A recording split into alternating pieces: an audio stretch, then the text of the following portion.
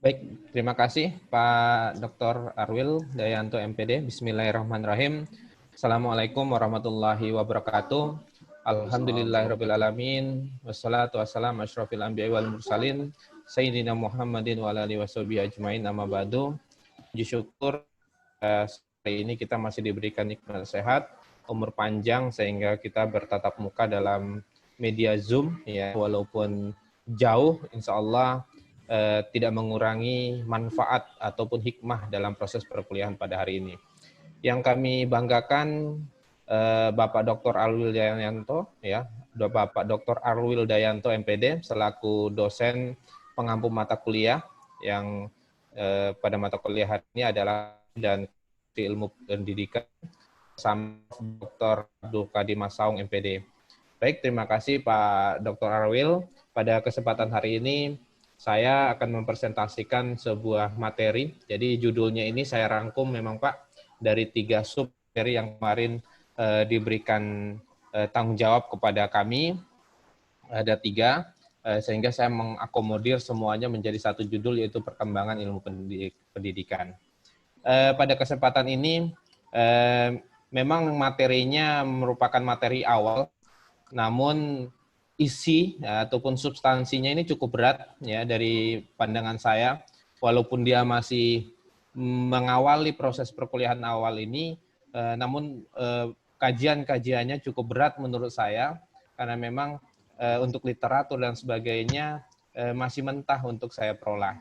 Sehingga alhamdulillah hari ini saya bisa presentasikan, insya Allah ini banyak masukan dari kawan-kawan sekalian sekelas, begitupun dari Bapak pengampu mata kuliah pada hari ini. Baik, saya lanjutkan. Pada hari ini, ya, ruang lingkup bahasan kita ada 3, Bapak Ibu sekalian. Yang pertama adalah dinamika perkembangan ilmu pendidikan masa lampau atau masa lalu. Yang kedua adalah ilmu pendidikan kontemporer. Yang ketiga adalah kontribusi ilmu pendidikan.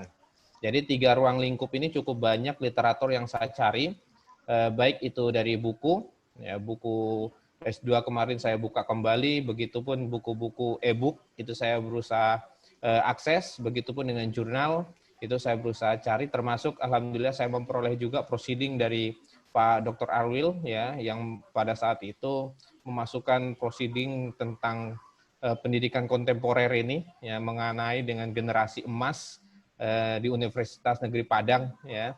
Alhamdulillah saya sempat baca pada saat itu yang membahas tentang kurikulum 2013. Sangat menarik, dan begitupun dengan buku-buku maupun materi-materi lain yang ada di sebagai dosen ataupun ilmuwan di UNG. Baik Bapak Ibu sekalian yang saya hormati, saya akan masuk pertama terkait dengan dinamika perkembangan ilmu pendidikan masa lalu. Jadi untuk dinamika perkembangan ilmu masa lalu ini cukup banyak konsep yang ditawarkan ya, termasuk konsep pendidikan di masa klasik ya, pertengahan sampai Orde Baru ya, sampai ada konsep pendidikan model Cina ya, kemudian Yunani dan sebagainya. Sehingga untuk mengakomodir semua itu saya mengambil beberapa konsep yang berdasarkan pada aliran-aliran pendidikan yang mengakomodir beberapa tahun ya ataupun dekade-dekade ya, berdasarkan perkembangan pendidikan yang ada. Nah, mohon izin saya rangkum materi ini, dan ini saya jabarkan juga dalam makalah yang insya Allah akan kami kirim kepada Bapak dosen. Aliran yang pertama dalam ilmu pendidikan masa lalu itu dulu kita mengenal yang namanya aliran nativisme. Aliran ini dikembangkan oleh Schopenhauer ya, orang Jerman tahun 1788 sampai 1860. Ini beliau kembangkan dengan prinsip bahwa aliran ini atau kelompok aliran ini memandang bahwa perkembangan manusia itu ditentukan oleh faktor-faktor bawaan manusia yang sejak lahir. Artinya, individu ataupun peserta didik itu sudah tidak bisa lagi untuk diubah kalau memang dari bawaannya itu misalnya dia tidak pintar misalnya ya, maka dalam pandangan ini percuma dididik, percuma lakukan pendampingan dan sebagainya, ya dibiarin aja, karena memang dalam pandangan ini adalah individu manusia dalam hal ini adalah memang tidak bisa berubah berdasarkan gen, ya, DNA dari lahir. Kalau anaknya memang dari lahir pintar, ya akan seterusnya pintar. Kalau bodoh, ya seterusnya akan bodoh. Ini pandangan dari aliran nativisme. Kemudian berkembang kembali ya pada tahun 1932 sampai 1704, ya, mohon maaf ini ya, 1974. Nah, ini alirannya adalah aliran empirisme yang disampaikan oleh John Locke di Inggris, ya. Beliau menyampaikan bahwa manusia itu pada dasarnya dapat dididik. Ini bertolak belakang dengan aliran nativisme. Dapat dididik menjadi apa saja, ke arah yang baik maupun yang sebaliknya, ya, menurut kehendak lingkungan dan pendidiknya. Nah, ini kalau dalam paradigmanya ini disebut dengan optimisme pedagogis. Kalau yang pertama adalah aliran nativisme, itu adalah paradigma adalah pesimisme pedagogis. Nah, ini kalau dalam aliran ini individu ini bisa diubah berdasarkan lingkungan dan bagaimana cara kita mendidiknya. Kemudian yang ketiga ada aliran naturalisme. Ini dari Prancis, ya, ini disampaikan oleh Rosses, ya, tahun 1778. Nah, beliau menyampaikan bahwa semua anak itu pada dasarnya adalah baik, ya. Semua anak adalah baik pada waktu dia datang dari tangan Sang Pencipta, maksudnya dia lahir. Tetapi semua menjadi rusak di tangan manusia.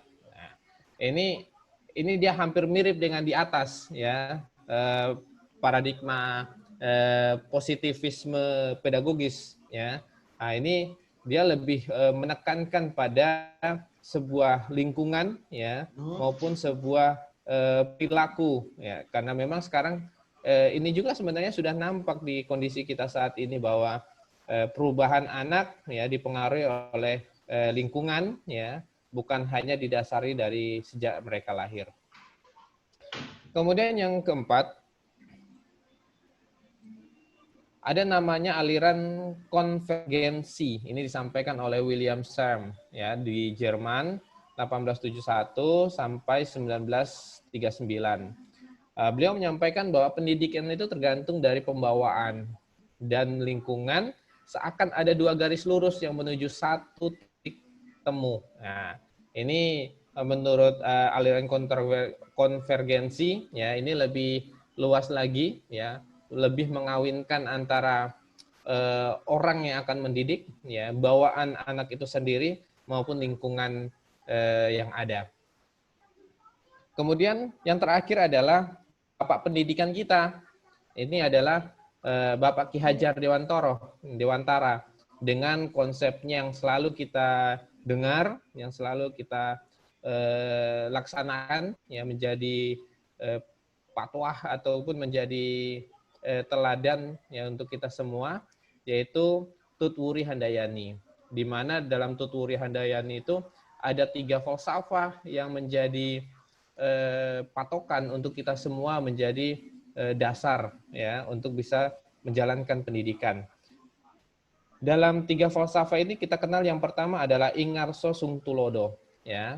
Dalam pandangannya adalah seorang anak, ya, pada prinsipnya itu bisa. Jadi Tutwuri menurut Ki Hajar Dewantara ini, kalau aliran ini hampir mirip dengan aliran konvergensi, ya, saya jelaskan dulu.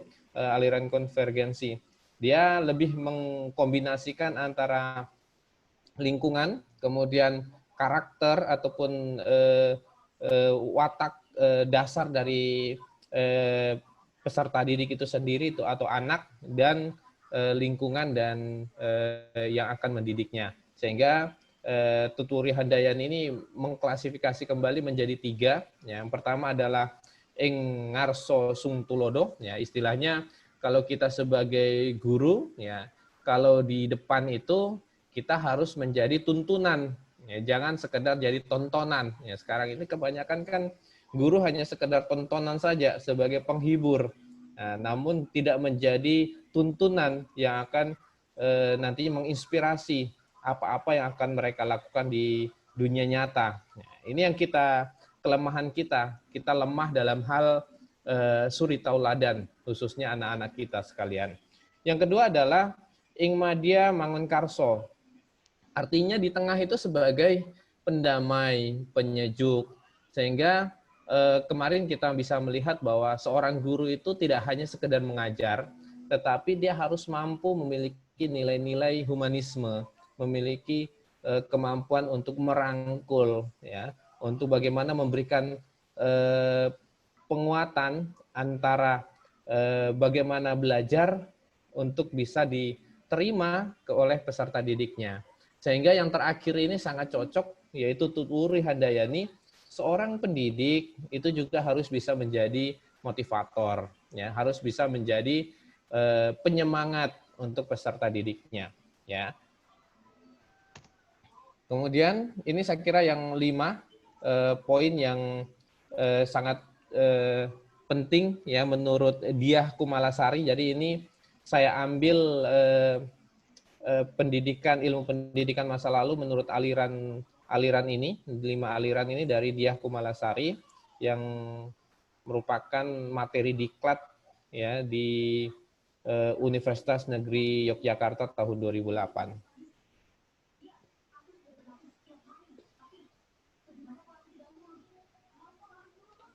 Kemudian ini yang pertama ya terkait dengan dinamika perkembangan ilmu pendidikan masa lalu. Kemudian yang kedua yaitu ilmu pendidikan kontemporer. Ya, ini ilmu pendidikan kontemporer juga ini alhamdulillah saya juga membaca tulisan dari Pak Dr. Arwil terkait dengan pendidikan kontemporer dalam fokusnya adalah terkait dengan kurikulum 2013 dan berbagai dinamika yang ada untuk mewujudkan generasi emas. Nah, saya menyampaikan dulu 2 poin yang selalu mengaitkan ya supaya bisa konteks pembicaraan kita bisa nyambung ya. Saya ingin menjelaskan terkait dengan pendidikan dan kontemporer dulu ya, sehingga mari kita sepakat bahwa pendidikan di sini kita definisikan berdasarkan Undang-Undang Nomor 20 Tahun 2003 Sistem Pendidikan Nasional kita ya, bahwa pendidikan itu adalah proses belajar yang dilakukan secara sadar. Bahwa kita tahu teman-teman sekalian, kalau konsep pendidikan ini banyak sekali orang mengartikan apa itu pendidikan. Sehingga mungkin kita sepakat dengan melihat Undang-Undang Nomor 20 Tahun 2003. Ada juga yang mengartikan pendidikan itu adalah mengelola potensi menjadi kompetensi, ya, dan sebagainya. Nah, saya kira mari kita sama-sama bahwa salah satu acuannya adalah Undang-Undang Nomor 20 Tahun 2003 ini adalah pendidikan proses belajar yang dilakukan secara sadar. Kemudian kontemporer itu diartikan dalam bahasa dalam kamus bahasa Indonesia itu adalah masa kini. Ya, itu saya share juga ya dalam artian kontemporer adalah masa kini. Sehingga Bapak Ibu sekalian, pada kesempatan ini ada beberapa isu pendidikan kontemporer yang saya ingin angkat. Ini di bukunya Dr. Muhammad Ilyas Ismail, MPD MSI ya. Judulnya adalah Isu-isu Pendidikan Kontemporer. Itu judul bukunya. Sehingga ada 8 isu yang ingin saya angkat di sini dalam rangka pendidikan kontemporer kita yang hari ini ya, sehingga saya upayakan ini bisa merangkul ya, karena materinya kalau kita berbicara isu pendidikan khususnya Dr. Muhammad Ilyas ini ada satu buku ya yang saya rangkum menjadi beberapa poin yang insya Allah bisa diterima oleh teman-teman ataupun bisa jadi kajian kita bersama. Ya, mungkin ada pembanding nanti kita bisa diskusi bersama.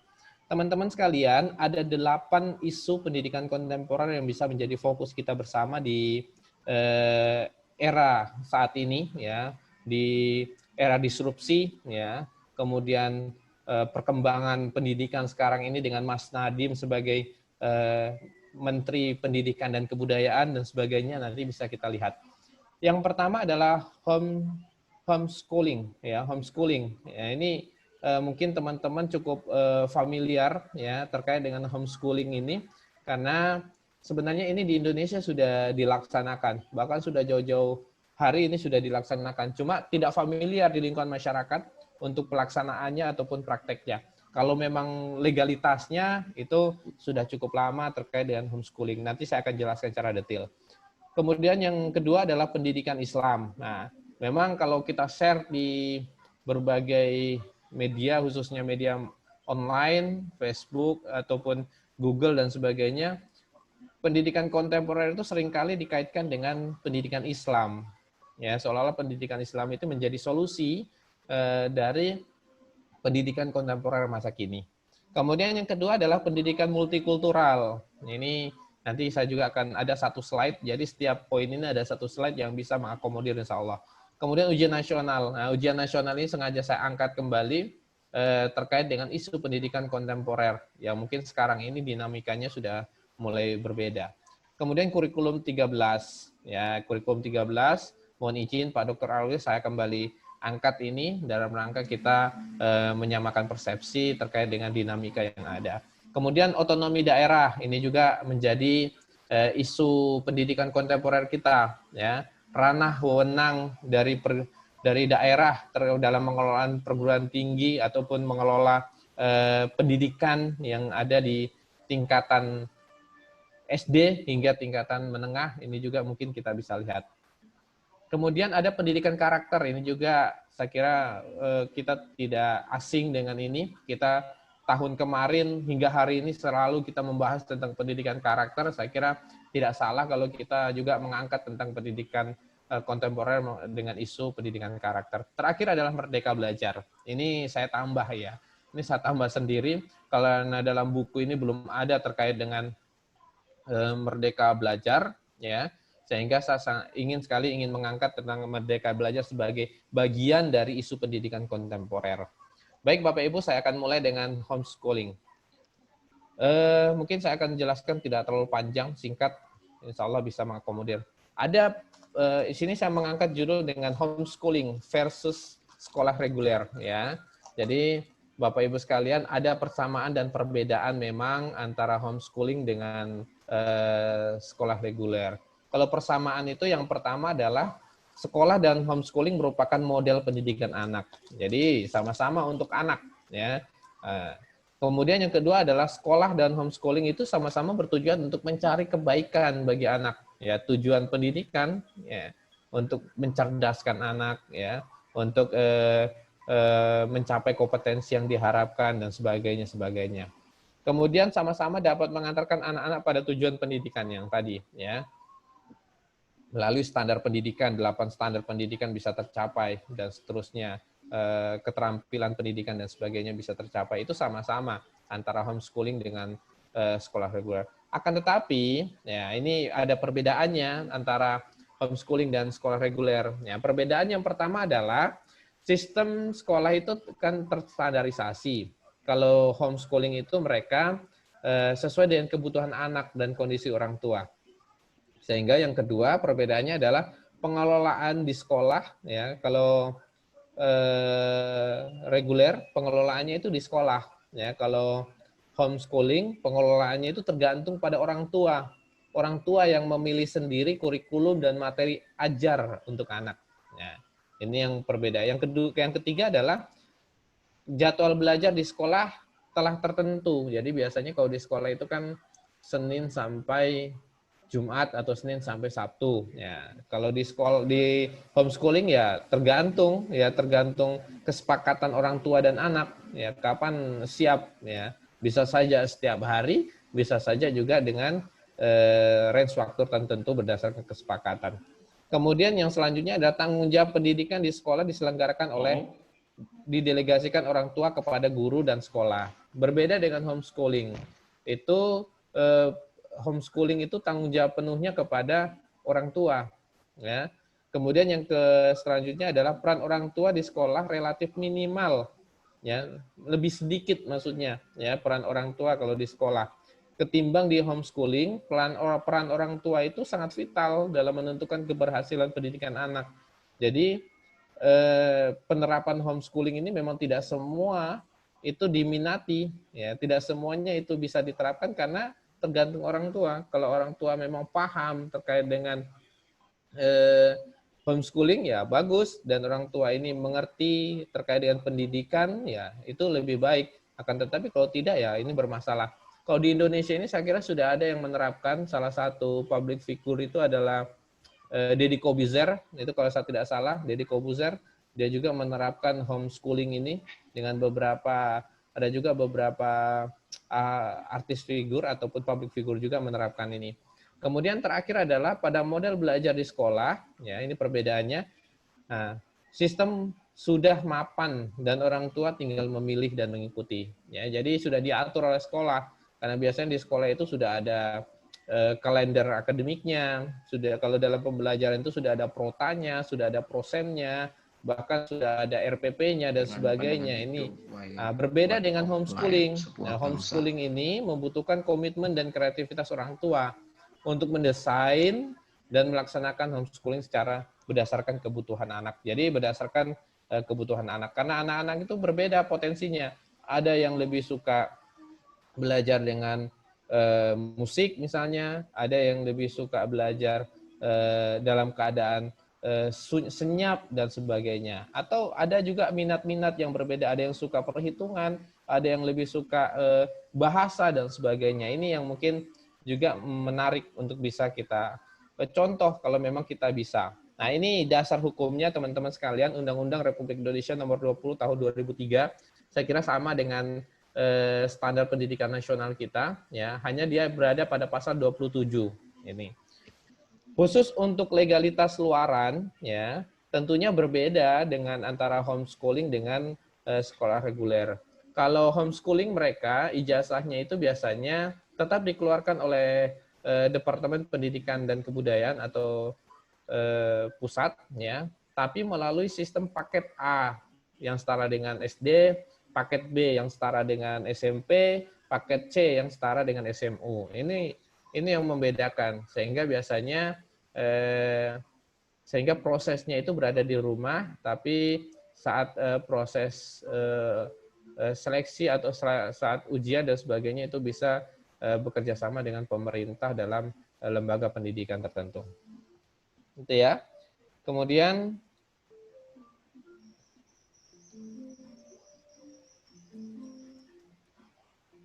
pendidikan Islam. Ya. Nah, ini pendidikan Islam tadi homeschooling ya. Sekarang pendidikan Islam. Nah, ini kenapa pendidikan Islam ini menjadi tren ya, menjadi tren juga bahkan bisa menjadi solusi juga di pendidikan kontemporer ya. Salah satunya adalah memang ini masalah yang sering terjadi ya dalam pendidikan kontemporer kita. Yang pertama adalah seringkali ada persoalan dikotomi pendidikan. Ya, dikotomi pendidikan ini dulu ya, kalau sekarang saya kira sudah tidak lagi ini terjadi. Dulu ini antara dikotomi pendidikan antara reguler dengan atau umum dengan Islam ini terjadi. Namun sekarang malah terbalik, Bapak Ibu sekalian, ya terbalik. Sekarang pendidikan Islam itu bahkan jauh lebih diminati ketimbang pendidikan umum. Ya, saya kemarin mendengar beberapa informasi, khususnya di kota misalnya, ada beberapa sekolah SD yang malah ditutup ya karena jumlah siswanya itu tidak terpenuhi. Nah, berbeda dengan pendidikan Islam sekarang ini luar biasa, pendidikan Islam sangat maju, apalagi Pak Kardianto juga adalah kepala sekolah yang mengelola pendidikan Islam kita di Gorontalo. Kemudian yang kedua, tujuan dan fungsi lembaga Islam. Sebenarnya pada prinsipnya pendidik kita itu tiang utamanya itu sebenarnya dari pendidikan kita, dari pendidikan Islam ya. Dulu kita mengenal ada pendidikan Islam yang Muhammadiyah ya. Nah, itu sebenarnya cikal bakalnya juga kan dari situ sebenarnya pendidikan nasional kita. Nah, namun dalam berjalannya waktu ini muncul beberapa kepeminatan orang tua hingga hari ini kembali lagi nih pendidikan Islam menjadi menjadi alternatif pilihan yang cukup menarik. Yang terakhir adalah persoalan kurikulum atau materi. Dengan era globalisasi saat ini, dengan konsep ataupun isu degradasi moral yang semakin tajam, ya, sehingga banyak sekali memang orang tua itu lebih merasa aman biasanya, ya, ketika memasukkan anak-anaknya itu dalam pendidikan Islam. Mengapa? Karena memang dari sisi karakter, memang dalam pendidikan Islam cukup difokuskan ke sana, ya, akhlak dan etika itu menjadi salah satu fokus dalam pendidikan Islam yang ada di Indonesia. Sehingga kurikulum ini juga sangat menentukan, karena anak-anak biasanya kalau pendidikan Islam kan biasanya diajarkan mengaji dan sebagainya. Ini juga sangat menarik, sangat baik, agar kita bisa terapkan. Sehingga ini persoalan kurikulum juga ini menjadi salah satu problematika, sehingga pendidikan Islam saat ini cukup diminati, ya, karena kurikulum umum itu biasanya lebih menyoroti secara umum, ya, ketimbang moral etika yang saat ini bahkan menjadi sorotan khususnya orang tua. Selanjutnya adalah pendidikan multikultural. Nah, ini Bapak Ibu sengaja saya perpadat, ya, insya Allah ini bisa kita hayati bersama. Dalam konsep pendidikan multikultural ini Bapak Ibu bisa lihat bahwa pendidikan multikultural itu merupakan pendidikan yang menawarkan suatu alternatif Bapak Ibu melalui implementasi strategi dan konsep pendidikan yang berbasis pada pemanfaatan keragaman. Ya, keragaman itu apa saja? Pertama adalah pluralisme etnis, ya, keberagaman etnis, ya. Ada apa dulu? Ada yang kulit putih, ada kulit sawo matang, kulit hitam dan sebagainya. Budaya, ya. Budaya itu luar biasa di Gorontalo itu macam-macam budayanya, ya, bahkan apalagi di Indonesia luar biasa. Bahasa juga ada juga, ya, seperti kami Jawa, teman-teman Gorontalo, Makassar, ya, dan sebagainya. Agama dan status sosial, gender, kemampuan, umur, dan ras. Saya kira ini adalah pendidikan kontemporer yang konsep pendidikan multikultural yang mengakomodir, ya, undang-undang nasional kita bahwa pendidikan itu harus merata, harus bisa dinikmati oleh siapa saja, walaupun berbeda etnis, budaya, dan sebagainya yang pada saat ini saya tampilkan di layar. Sehingga strategi pendidikan supaya peserta didik mudah memahami pelajaran, Bapak Ibu sekalian, teman-teman sekalian. Namun, untuk meningkatkan kesadaran mereka agar senantiasa berperilaku humanis, berperilaku sosial, ya, tidak mendiskriminasi kawan karena dia berbeda kulit, ya, dia berbeda. Kalau zaman dulu kan ada, kalau kulit hitam itu dulu, ya, itu sebagai budak, ya, atau ada dulu juga di Romawi itu sebagai kaum buangan dan sebagainya. Ini saya kira ini kalau kita di Indonesia alhamdulillah semuanya tidak ada seperti itu. Ada lagi supaya kita senantiasa punya perilaku pluralis, ya. Terakhir adalah demokratis. Ya, ini saya kira merupakan nilai-nilai kita semua, ya, karena kita memegang teguh nilai-nilai musyawarah mufakat, ya. Semua itu sama di mata Tuhan, ya, di mata hukum dan sebagainya, sehingga saya kira dalam ilmu pendidikan juga semuanya harus sama dan bisa menikmati pendidikan sebagai kebutuhan dasar kita semua.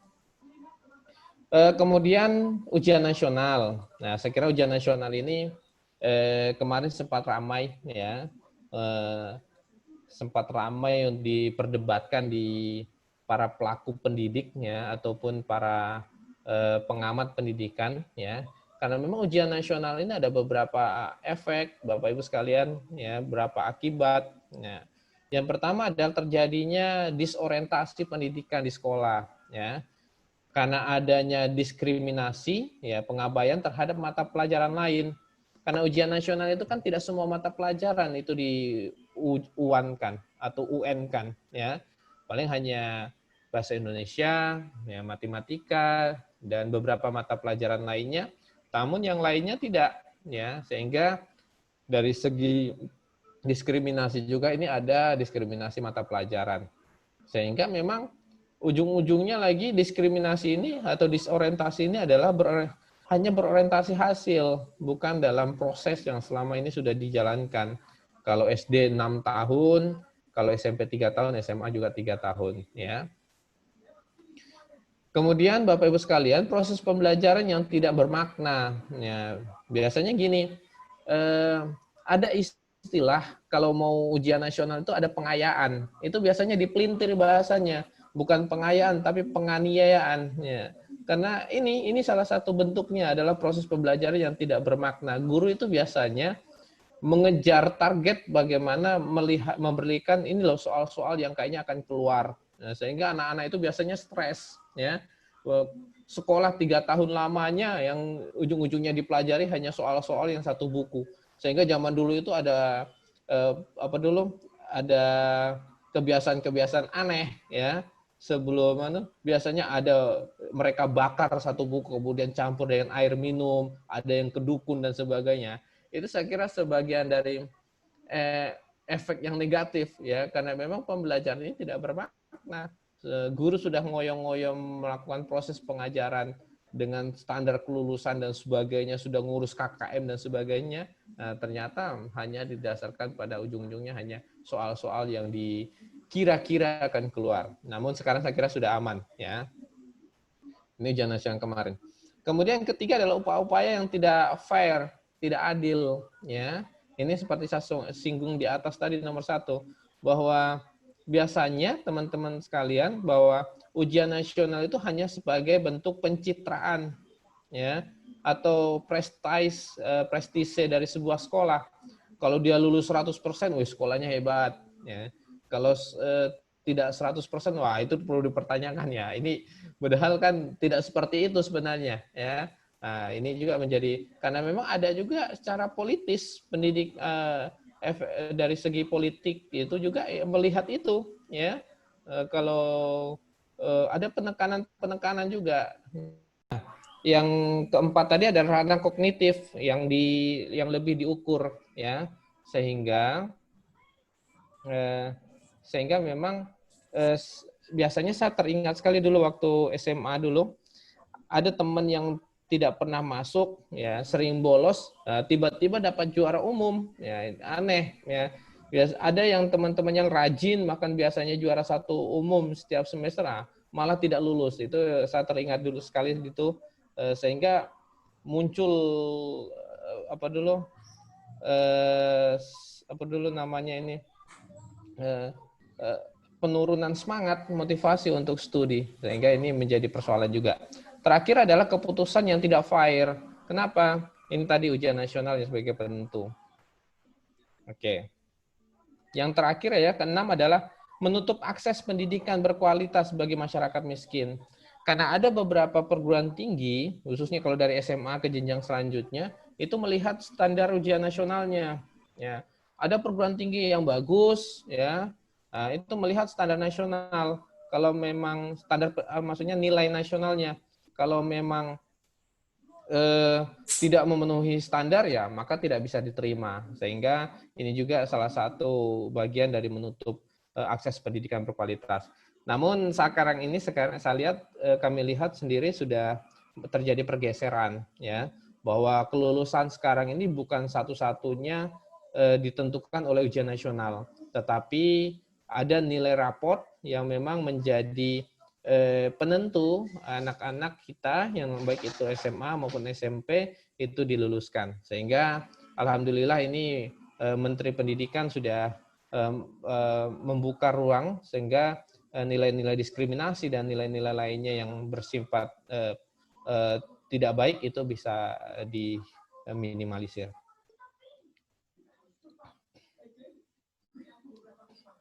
Oke, selanjutnya. Ya, kurikulum 2013, mungkin saya agak percepat. Nah, ini yang kemarin alhamdulillah sempat diuraikan juga oleh dosen kami, Pak Dr. Arwil, terkait dengan di proceedingnya. Ya. Sekarang cukup menarik, Bapak Ibu sekalian, di kurikulum 2013 banyak inovasi yang muncul, ya, terkait dengan bagaimana praktek-praktek pembelajaran itu bisa tercapai sesuai dengan keterampilan peserta didik, ya. Baik itu 8 standar sebelumnya, baik itu standar lulusan, standar proses, isi, dan sebagainya. Akan tetapi juga ada beberapa beban-beban belajar yang memang dari seluruh tingkatan pendidikan itu ada. Seperti yang saya tampilkan di depan ini. Ada beban belajar yang berubah, yang tadinya ya masing-masing 30, 32, 34 jam per minggu, ya ini sudah naik menjadi 36 ya, masing-masing 36, dan lama belajar untuk jam belajarnya menjadi 35 menit. Tapi ini saya kira selama ini proses pelaksanaan kurikulum 2013 ini berjalan dengan baik, ya, bahkan alhamdulillah ini saat ini masih berjalan dengan bagus. Saya kira ini teman-teman nanti kita bisa sharing. Kemudian otonomi daerah ini juga mungkin bisa menjadi perhatian kita juga, ya. Ada tarik ulur juga terkait dengan pendidikan kita, ya. Apalagi dengan adanya otonomi daerah yang diberikan oleh pemerintah. Kalau sebelumnya SD, SMP, SMA ya itu diambil di bawah ranah kabupaten kota, ya. Namun sekarang sudah dibagi kembali, ya, sudah dibagi dua. SD, SMP itu di kabupaten kota, SMA, SMK itu atau MA itu ada SMK, SMA itu ada di provinsi. Nah, ini juga bagian dari otonomi daerah, ya. Nah, ada beberapa manfaat sebenarnya ya dengan adanya otonomi daerah ini. Yang pertama sebenarnya manfaat dengan diharapkan dengan otonomi daerah ini bermanfaat. Yang pertama adalah meningkatkan manajemen pendidikan sekolah. Ya, MBS itu biasanya ada juga namanya kita kenal dengan manajemen berbasis sekolah, ya. Nah, ini juga seharusnya itu terjadi, ya. Namun mungkin ada beberapa mispemahaman, ya, mungkin para pengambil kebijakan sehingga ini seringkali tidak bisa berjalan dengan optimal. Kemudian yang kedua ada reformasi lembaga keuangan hubungannya dengan pusat daerah. Nah, ini harapannya seperti itu sebenarnya, ya, akan tetapi pendidikan itu masih terbatas dengan keuangan. Nah, sehingga yang ketiga adalah kemauan pemerintah daerah melakukan perubahan era otonom, kualitas pendidikan sangat ditentukan. Ya, memang setelah dengan adanya otonomi daerah, kebijakan-kebijakan pemerintah daerah itu sangat menentukan kemajuan daerahnya, kemajuan pendidikan di daerahnya.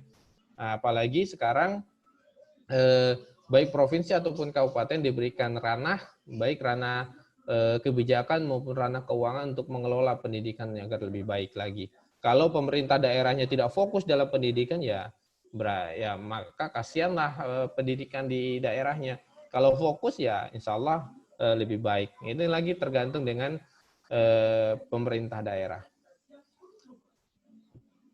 Kemudian membangun pendidikan berbasis masyarakat, ya, sehingga diharapkan masyarakat ini punya partisipasi lebih dalam pendidikan. Yang kelima adalah pengaturan kebijakan pendidikan antara pusat dan daerah. Saya kira dalam undang-undang standar Undang-Undang Dasar kita 1945 bahwa pendidikan itu punya porsi yang cukup besar, yaitu 20% dalam segi keuangan ataupun anggaran. Nah, ini yang mungkin masih juga belum maksimal yang perlu diangkat. Sehingga otonomi daerah lagi-lagi, daerah ini punya peran yang sangat tinggi dalam rangka menentukan arah pendidikan di masa akan datang. Kemudian Bapak Ibu sekalian, pendidikan karakter. Nah, pendidikan karakter ini saya kira banyak guru-guru besar kita di UNG yang ahli dalam bidang ini, termasuk Pak Dr. Arwil, ya, termasuk dengan Pak Prof. Dr. Abdul Kadim Masaong, yang saya lihat juga banyak sekali buku-bukunya terkait dengan pendidikan karakter. Nah, sehingga saya di sini mengangkat beberapa pendidikan karakter yang memang sebaiknya dilakukan dengan proporsional dengan baik di beberapa lembaga ataupun tempat. Yang pertama adalah sebaiknya pendidikan karakter itu dimulai dari keluarga, ya. Dari keluarga itu harus memang betul-betul pendidikan karakter itu ditanamkan pada anak, ya.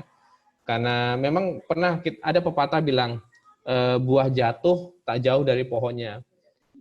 Ayah kencing berdiri, anak kencing berlari. Ini juga menjadi salah satu pepatah ataupun sebuah apa dulu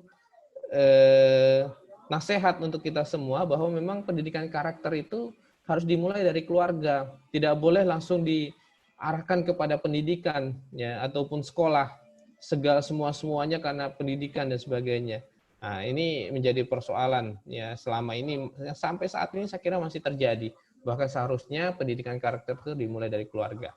Yang jadi persoalan adalah keluarga yang tidak berkarakter, itu yang menjadi masalah.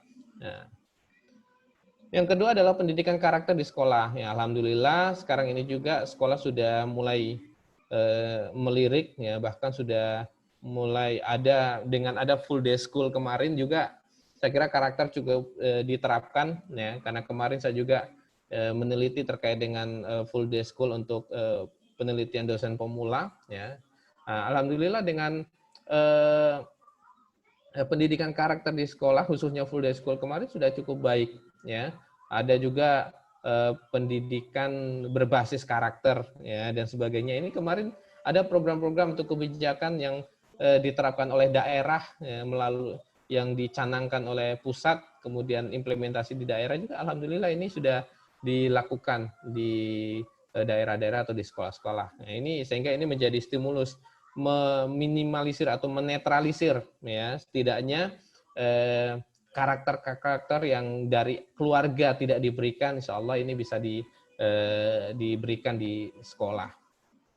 Nah, ketiga adalah pendidikan karakter dari masyarakat. Ini juga penting ya, budaya masyarakat ya itu juga sangat penting ya, lingkungan masyarakat untuk membudayakan karakter yang baik, nilai-nilai yang luhur itu juga sangat penting saya kira dalam rangka menjaga eksistensi karakter ataupun moral yang atau akhlak yang baik oleh anak di masa akan datang.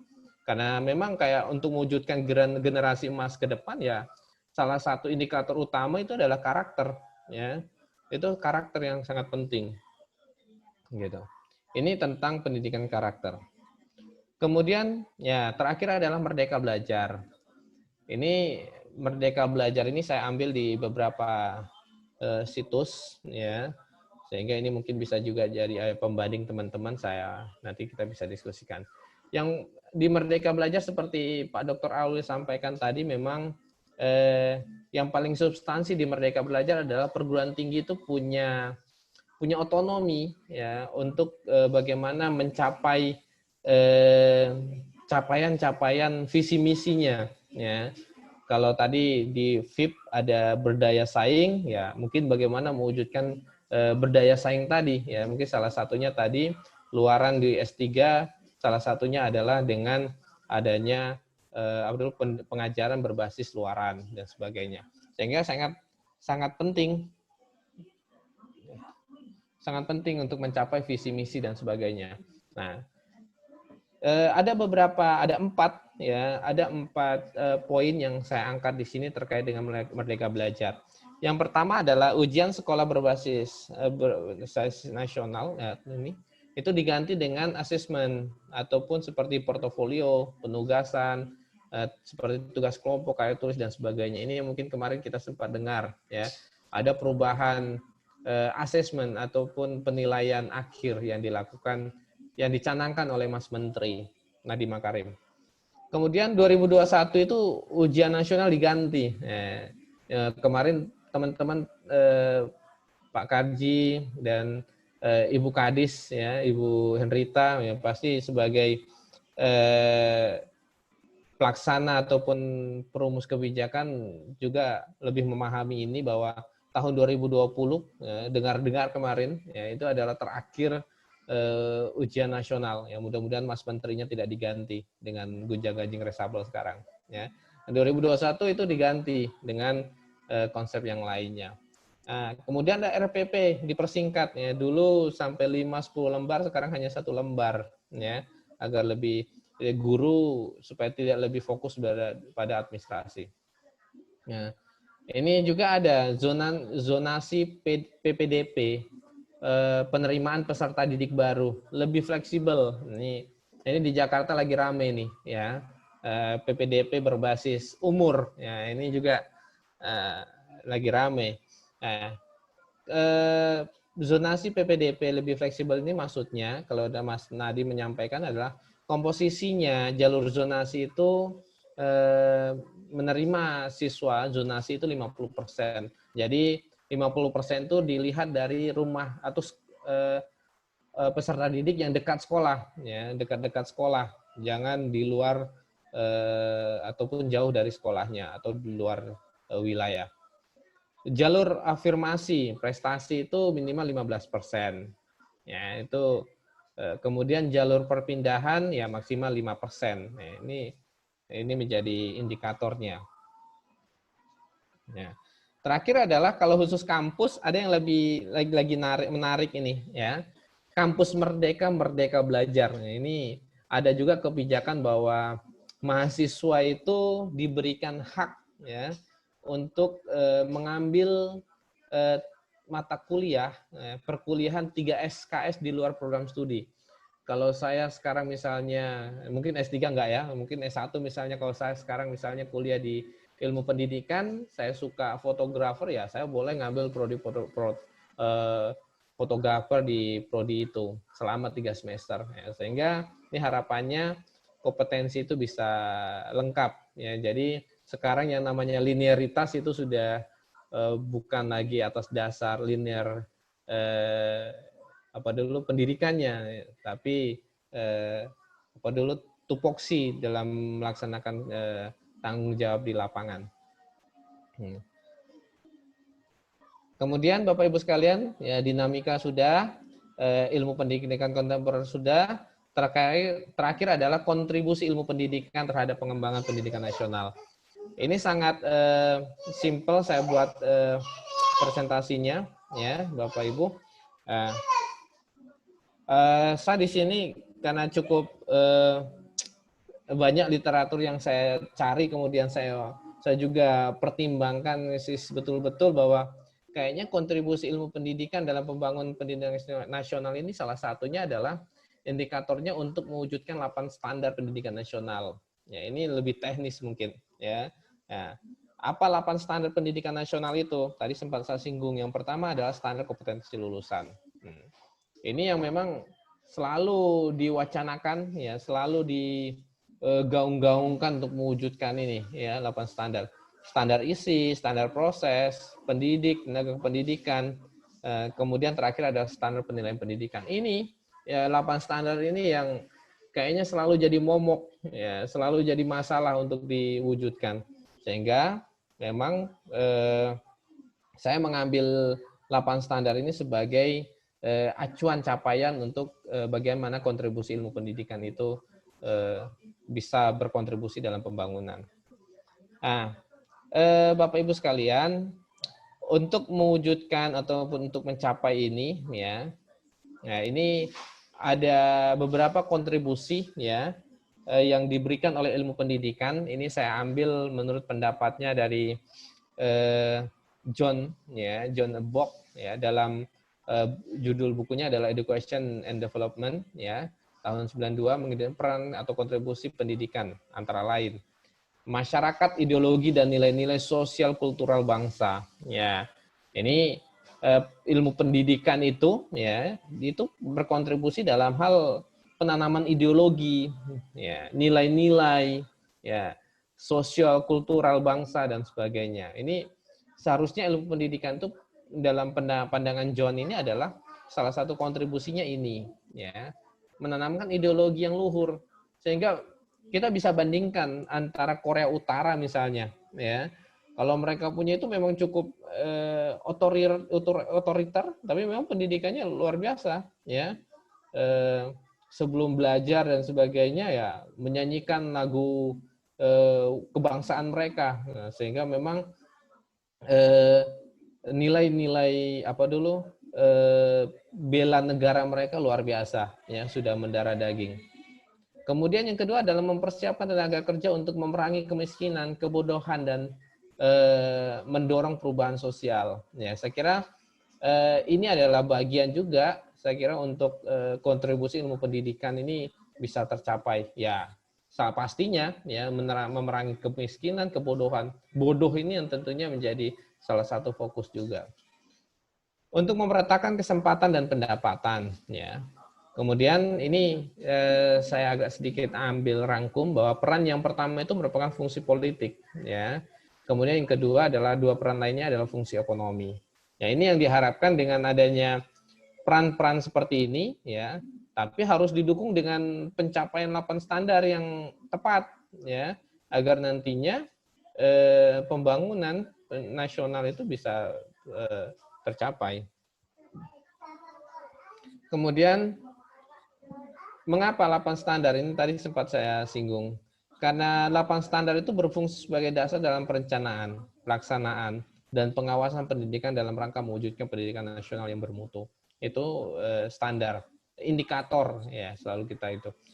Tujuannya ya menjamin mutu pendidikan nasional dalam rangka mencerdaskan kehidupan bangsa dan membentuk watak serta peradaban bangsa yang bermartabat, yang kemudian disempurnakan secara terencana, terarah, dan berkelanjutan sesuai dengan tuntutan perubahan kehidupan lokal, nasional, dan global. Nah, saya kira ini juga sesuai dengan visi dari pendidikan nasional kita tahun 2020. Mudah-mudahan ini belum berubah, ya. Mudah-mudahan visinya belum berubah nih. Ada 8 visi pendidikan nasional Indonesia tahun 2020 ini. Yang pertama adalah wajar pendidikan 9 tahun sudah berubah menjadi 12 tahun. Ya. Kemudian angka partisipasi SMP ya, diharapkan bisa mencapai 100%. Ya. Yang SMA 90% di seluruh Indonesia. Artinya sudah tidak ada lagi yang lulusan SD itu nganggur. Ya. Sudah menikmati SMP yang 100%, ya, 90% sudah menikmati pendidikan SMA. Dan seterusnya yang Bapak Ibu bisa lihat juga dalam tampilan layar ini, hingga pada ujungnya adalah fasilitas pendidikan sekolah sudah memenuhi standar pelayanan pendidikan fasilitas dan memenuhi standar perguruan tinggi. Ya, ini sudah mengakomodir pendidikan tinggi juga. Nah, dari 8 standar yang ada, visi misi pendidikan nasional Indonesia tahun 2020, maka saya juga melihat beberapa literatur yang ada. Saya merekomendasikan, mungkin ini sederhana ya. Ada dua poin saya kira supaya itu bisa tercapai visinya.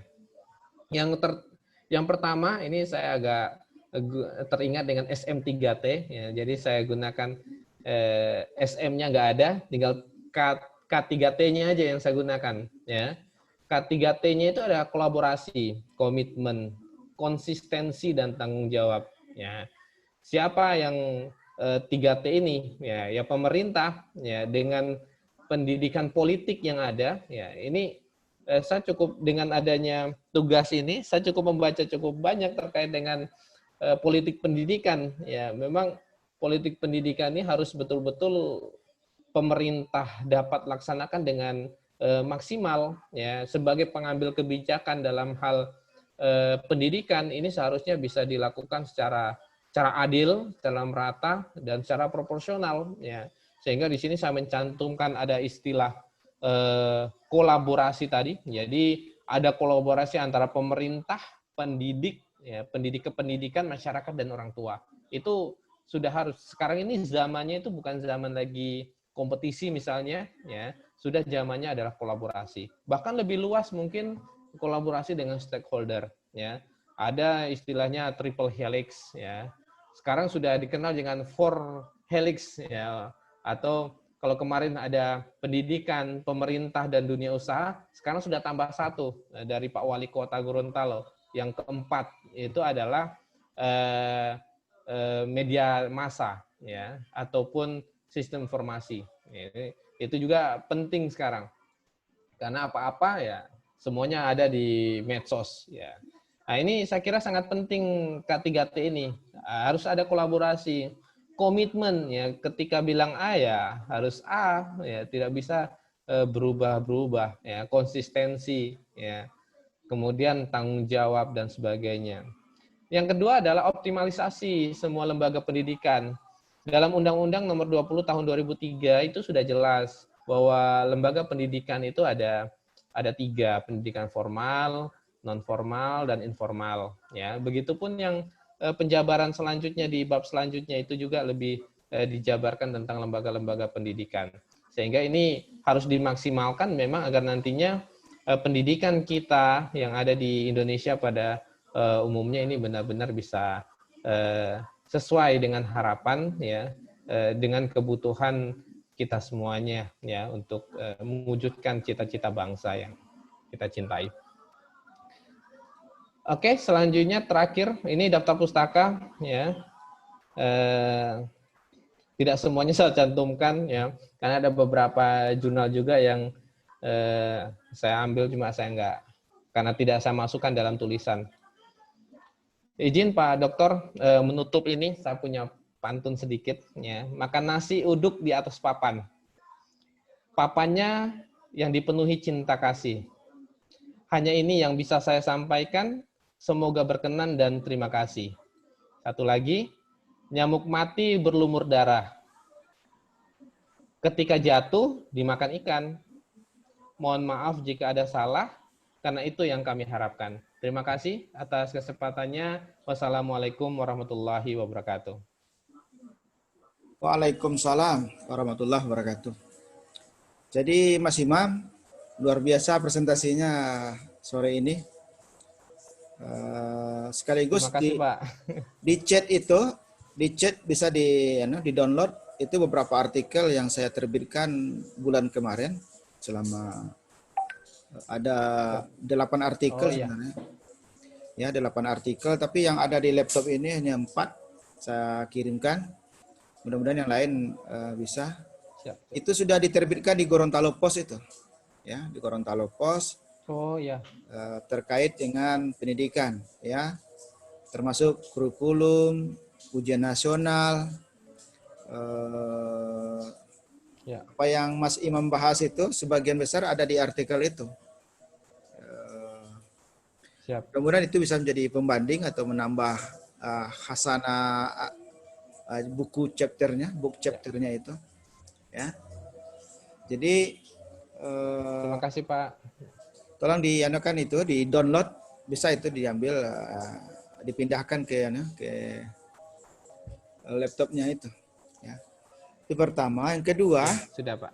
Setelah ini, Mas Imam akan saya minta kirimkan emailnya masing-masing untuk menyesuaikan book chapter yang dibuat oleh mahasiswa S3 Ilmu Pendidikan yang sebelumnya. Karena buku ini memang buku yang tertunda, ya. Buku yang sebenarnya sudah dirancang dari angkatan sebelumnya, tapi tahun ini kita akan upayakan selesai itu kan, ya, dengan kehadiran beberapa teman-teman ini, itu bisa menambah energi baru untuk menyelesaikan buku ini.